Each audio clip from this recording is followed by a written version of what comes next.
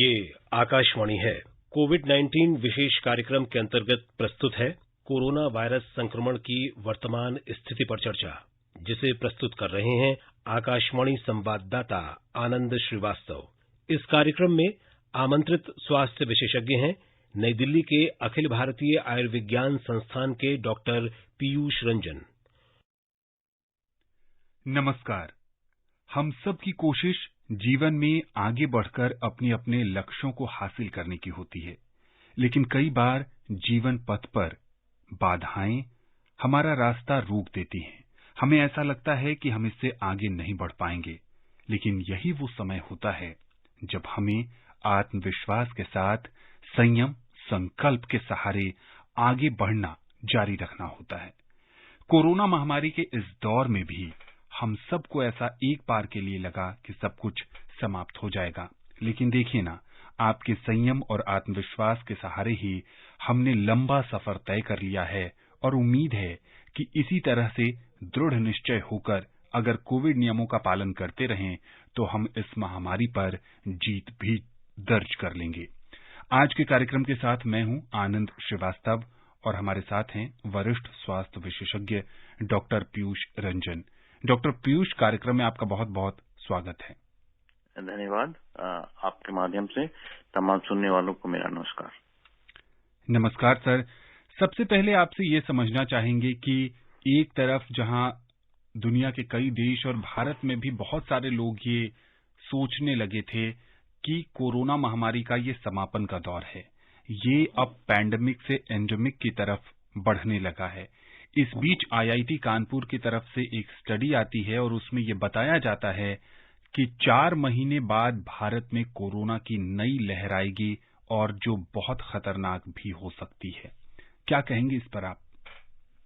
देखिए, आप बिल्कुल सही कह रहे हैं कि ऐसी अभी कुछ स्टडी का लोग जो है वो उदाहरण दे रहे हैं कि ऐसे कुछ वैज्ञानिकों ने इसमें आशंका जाहिर की है, लेकिन इसमें ये जो नया पांचवा, चौथा या अथवा पांचवा लहर जो आएगा वो किस तरह से आएगा और उसकी वायरुलेंस कितनी होगी, ये अभी तक क्लियर नहीं है। संभव ये है, जिस तरह एपिडेमियोलॉजिकल ट्रेंड चल रहा है कि वो शायद और भी ज्यादा कम वायरुलेंट वाला हो। जी हाँ, बिल्कुल। चूंकि ये बीमारी नई है, 2 साल ही समय हुआ है और इस पर तमाम तरह के रिसर्च हो रहे हैं और जैसे जैसे समय बीतता जा रहा है वैसे वैसे नई नई जानकारियां भी सामने आ रही हैं। जी बिल्कुल। डॉक्टर पीयूष, भारत में भी अभी आबादी का एक हिस्सा ऐसा है जिसने कोविड वैक्सीन की एक भी डोज नहीं लगवाई है। कई सारे रिसर्च में ये बात सामने आई है कि जिन लोगों ने वैक्सीन नहीं लगवाई है और जिनको कोरोना का संक्रमण भी नहीं हुआ है, शायद वहीं से कोरोना का नया वेरिएंट आ सकता है। इस पर क्या कहेंगे आप? और जिन लोगों ने वैक्सीन नहीं लगवाई है, लगभग 5 करोड़ से ज्यादा लोग, उनको क्या संदेश देंगे?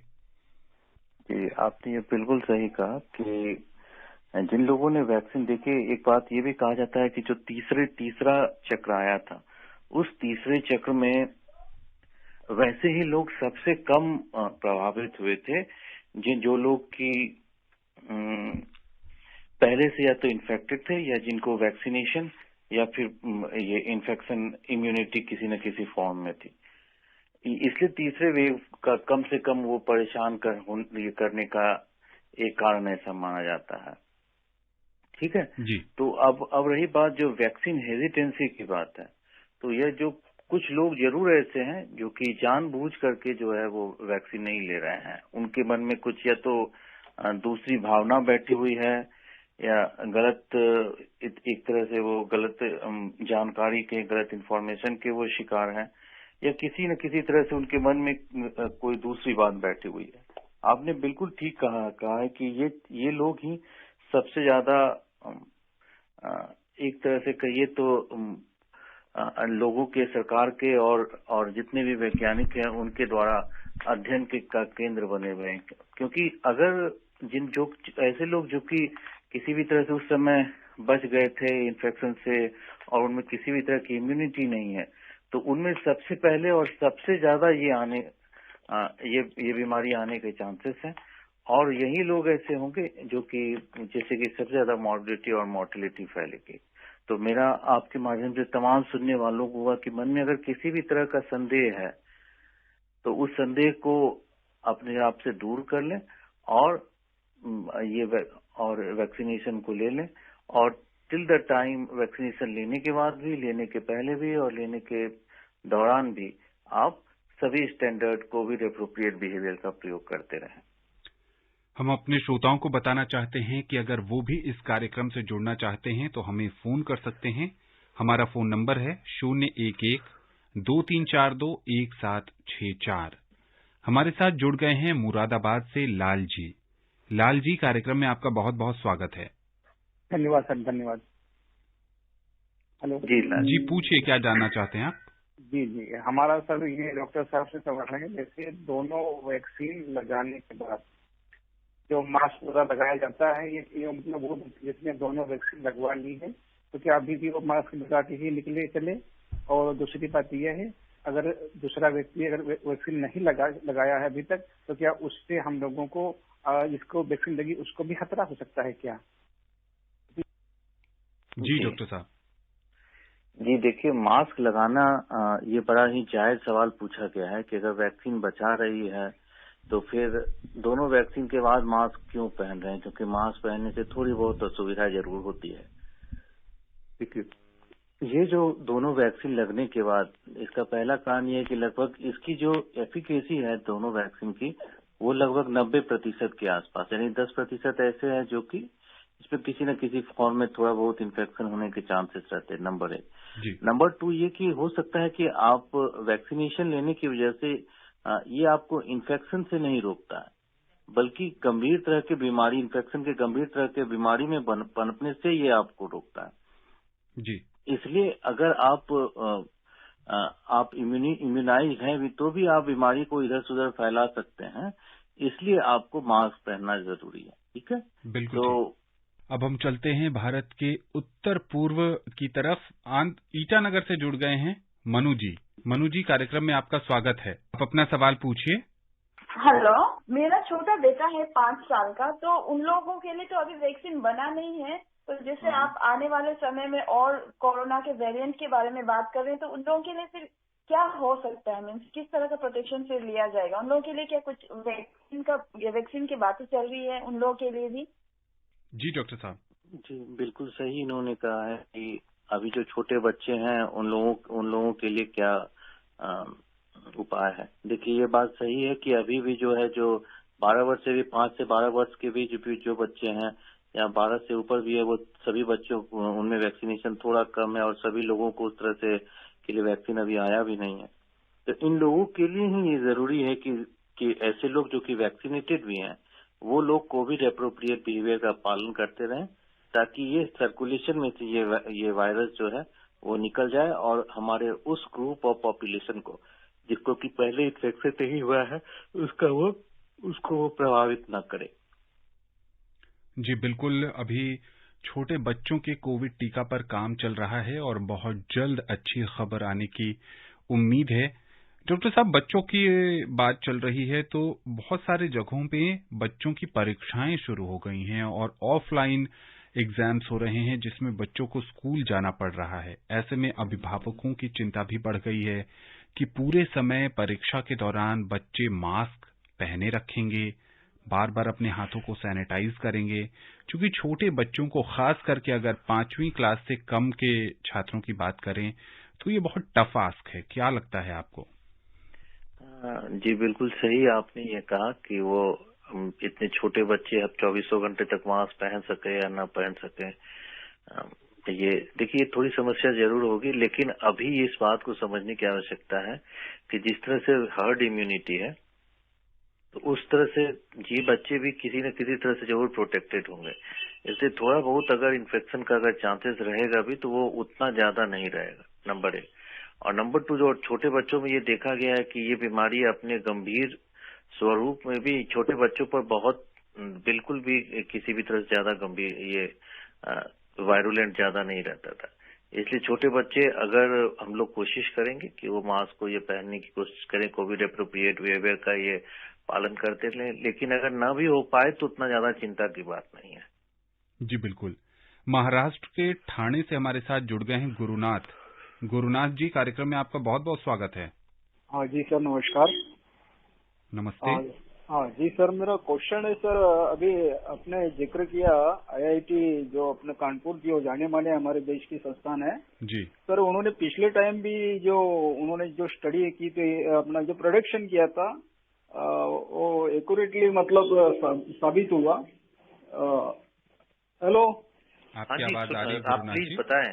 जी जी सर, सर उन्होंने अभी जो प्रोडक्शन किया है सर, ये जो जून में जो आने की ये जो चौथी लहर जो आने की उन्होंने संभावना बताई है, उनमें उन्होंने तारीख भी बताई है और कौन सी तारीख को ये जो पीक पे रहेगी और उसका एंड कब तक होगा। तो सर ये क्या 4-5 महीना मतलब निश्चित रहना चाहिए हम लोग को।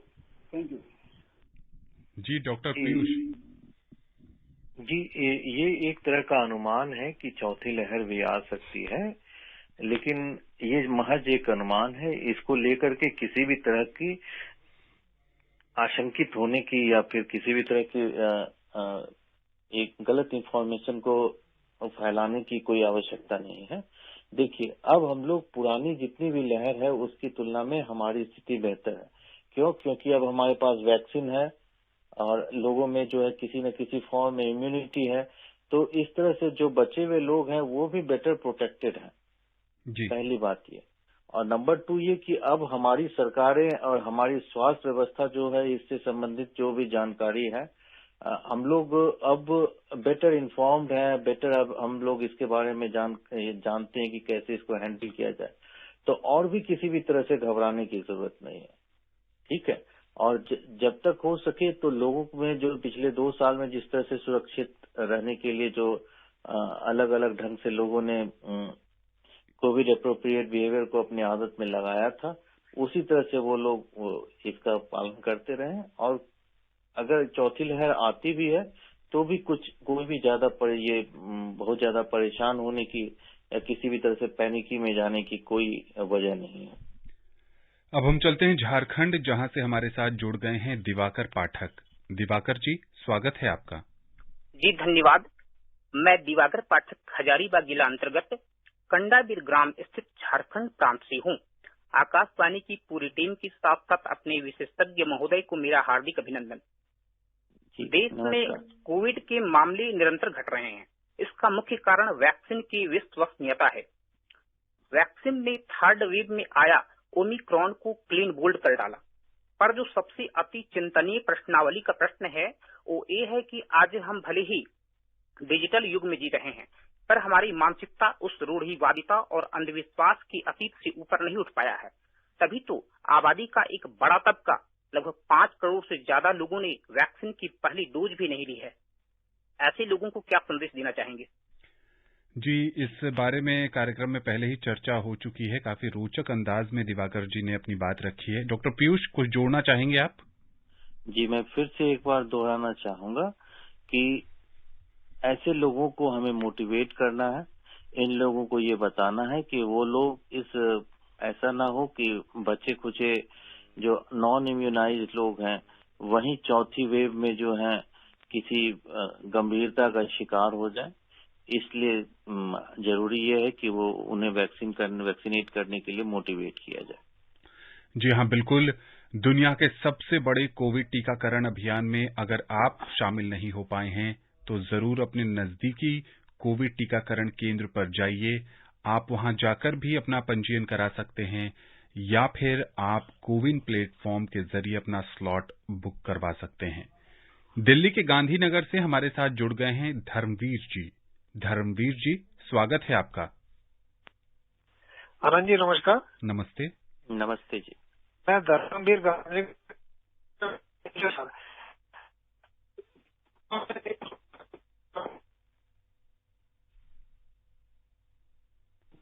धर्मवीर जी, आप अपना सवाल दोबारा से पूछिए। जी, सिग्नल पठान जी ने भी क्वेश्चन किया था,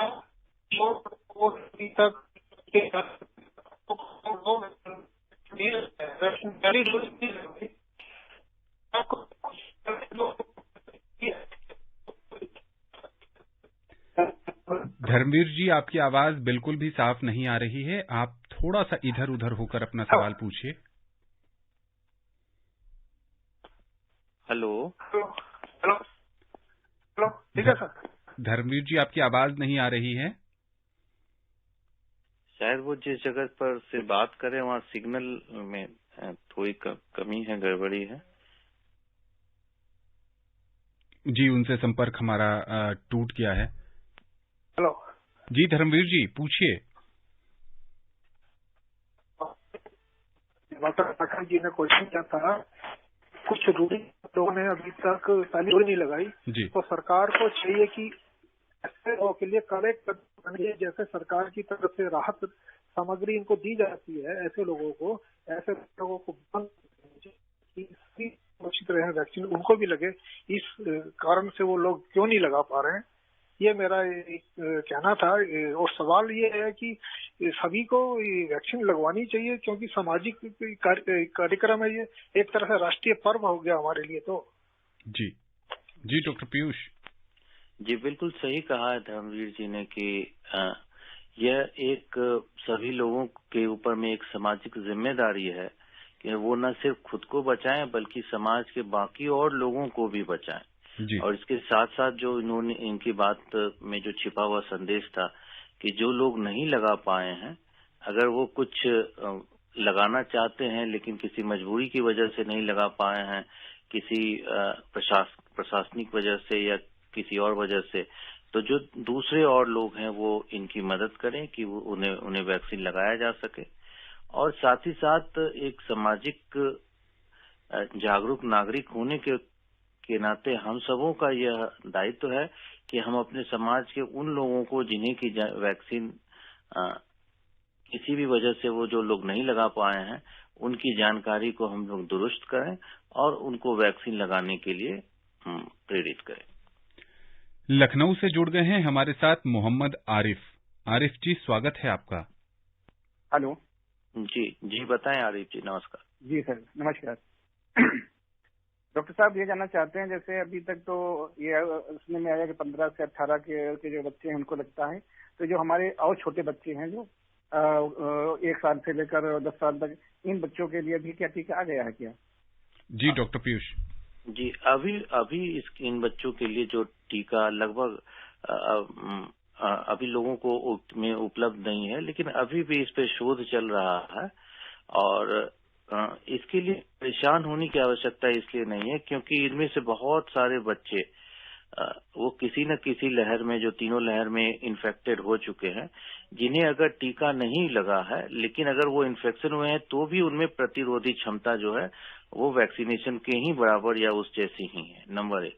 नंबर 2 ये कि अगर इन लोगों को जो ये लोग किसी न किसी तरह से जो हर्ड इम्यूनिटी होती है उससे वो प्रिवेंटेड होते हैं। तो ये 2 वजह है जो कि चिंतित होने की जरूरत नहीं है। लेकिन मैं बताना चाहूंगा कि विश्व भर में जो न सिर्फ छोटे बच्चों के लिए बल्कि जो नए नए वेरिएंट्स हो रहे हैं उनके लिए भी किस तरह से टीका जो ऐसा बनाया जाए जो बूस्टर डोज हो, जिससे कि ऑलरेडी जो इम्यूनाइज लोग हैं उनका इन्फेक्शन, उनकी इम्यूनिटी बेहतर हो सके, उसके लिए शोध चल रहे हैं।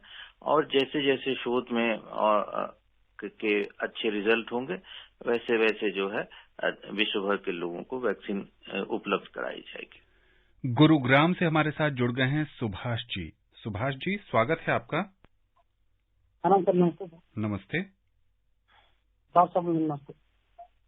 नमस्ते सर, मैं अभी सुन रहा था क्योंकि बच्चों की मतलब इम्यूनिटी शक्ति बड़ों की अपेक्षा पर बहुत सही होती है। कल के प्रोग्राम में मैंने शिरकत किया था तो बहुत संतुष्टि मिली डॉक्टर साहब की बातों को सुनकर। आज के प्रोग्राम में भी सुनकर डॉक्टर साहब की से संतुष्टि मिली, क्योंकि मतलब ये वास्तविकता भी है कि बच्चों की इम्यूनिटी शक्ति बहुत ज्यादा होती है। तो सर, मैं ये जानना चाहूंगा कि मतलब ये चौथी लहर की बात जो अभी जो IIT कानपुर द्वारा हुई सूचना भी मिली, आप लोगों ने बताया, तो इसके बारे में क्या वास्तव में ये आ सकता है क्या चौथा लहर? धन्यवाद सर। जी डॉक्टर पीयूष जी, जैसे हम लोगों ने कार्यक्रम में जिक्र किया था कि ऐसा एक अनुमान है, हो सकता है कि यह न भी आए, लेकिन इसके संबंधित मैं उन्हें और बाकी लोगों को यह समझा देना चाहता हूँ कि अब हम लोग जो है पहले से ज्यादा प्रिपेयर्ड है। अगर कोई ऐसी लहर आता भी है तो उस लहर की वजह से जो है जो खुद को बचाने में अब हम पहले से ज्यादा सक्षम हैं। इसके लिए इस तरह की किसी भी अनुमान या आशंका से परेशान होने के बजाय लोग कोविड एप्रोप्रिएट बिहेवियर का पालन करते रहें, और जो बचे हुए लोग जो कि नॉन वैक्सीनेटेड हैं, किसी भी तरह की गलत जानकारी या मन की किसी भावना की वजह से, तो हम उनकी भावना को बदलने का, उनकी जानकारी को सही करने का प्रयास करें। बड़ौद से हमारे साथ जुड़ गए हैं महेश शर्मा। महेश जी, स्वागत है आपका। नमस्कार जी। नमस्ते।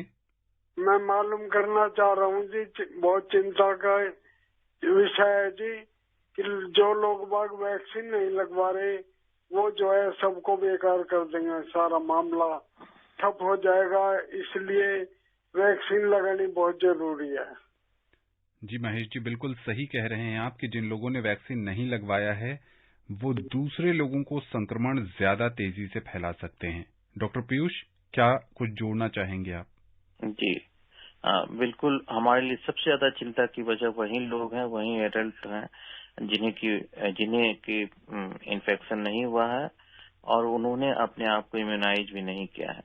हम लोग बार बार अपने कार्यक्रम के माध्यम से उनके लिए अपील कर रहे हैं कि उनकी जानकारी को दुरुस्त किया जाए और उन्हें वैक्सीनेट करने के लिए जो है मोटिवेट किया जाए।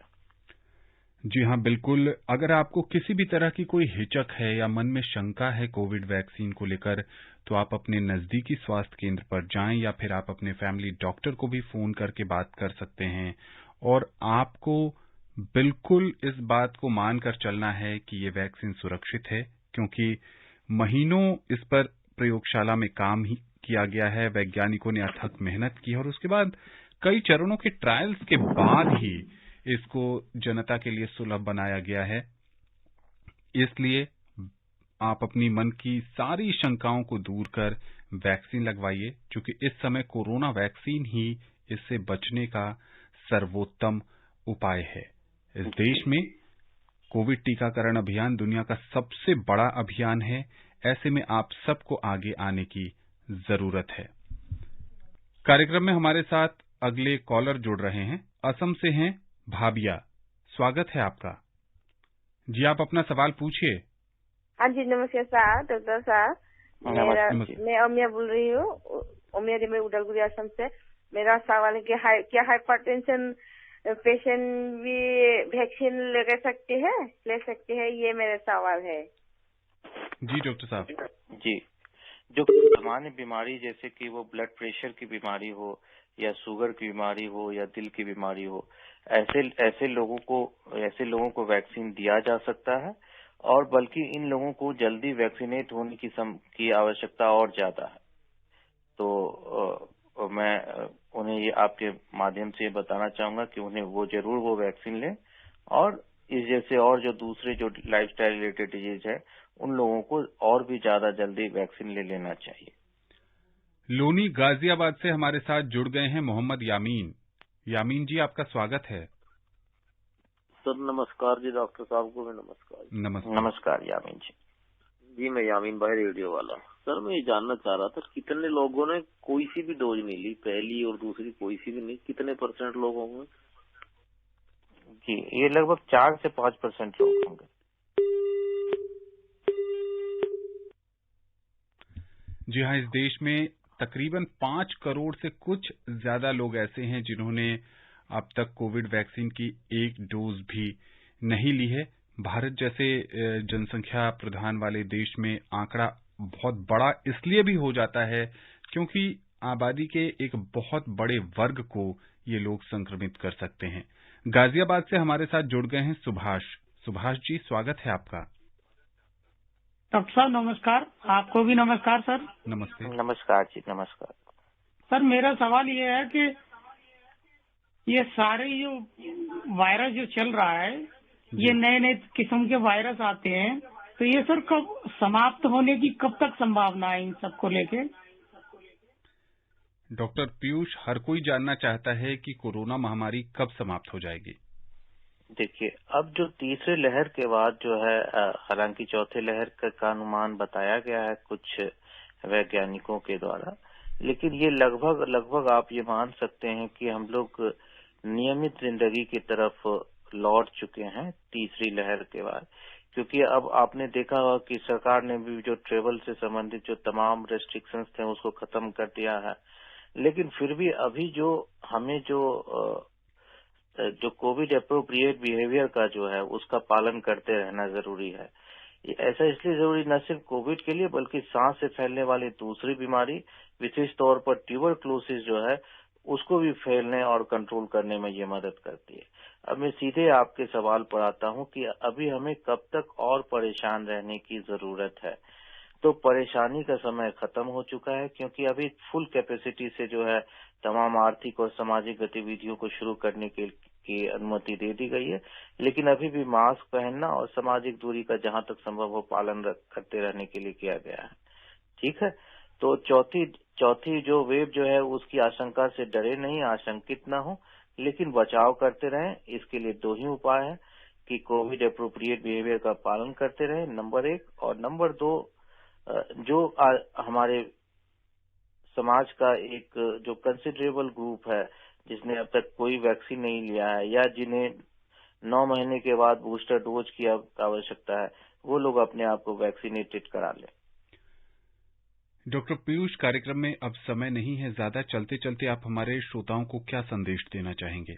जी, मैं फिर से रिपीट करना चाहूंगा कि जो लोग वैक्सीनेटेड होने से बच गए हैं उनकी जानकारी को दुरुस्त किया जाए।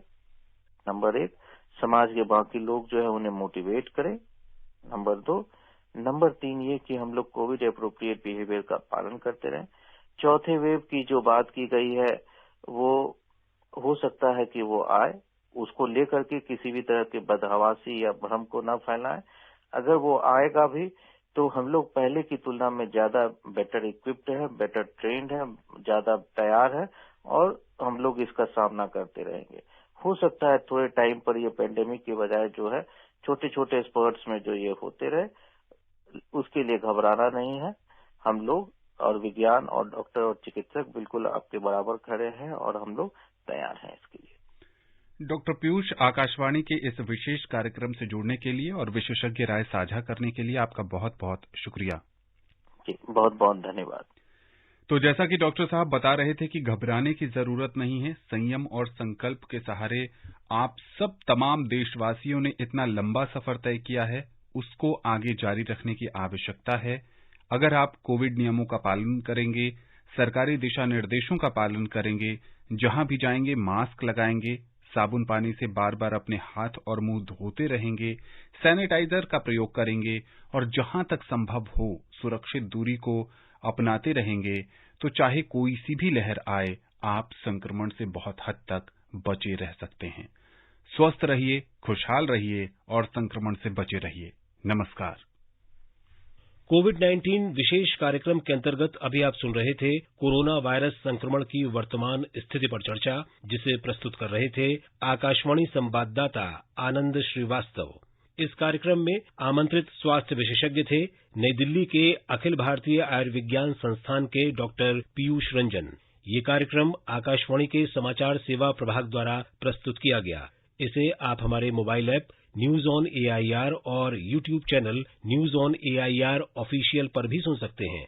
इस कार्यक्रम के संबंध में अपनी प्रतिक्रिया आप हमें ईमेल कर सकते हैं। पता है airnsdtalks@gmail.com। ये कार्यक्रम फिर से सुनने के लिए लॉग ऑन करें हमारी वेबसाइट newsonair.nic.in।